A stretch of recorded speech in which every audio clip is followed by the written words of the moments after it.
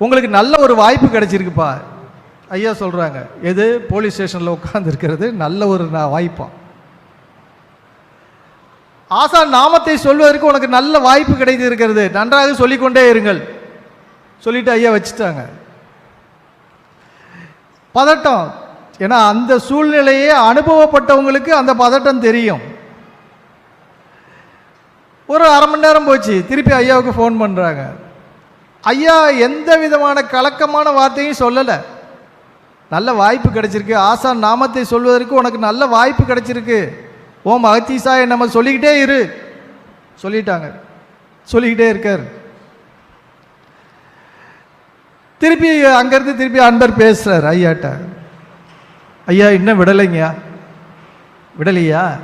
இப்போ ஒரு அதிகாரி வருவார், அவர் விட்டுருவார், நீ நாமத்தை சொல்லிக்கிட்டே இரு அப்படின்னு சொல்லி ஐயா வச்சுட்டாங்க.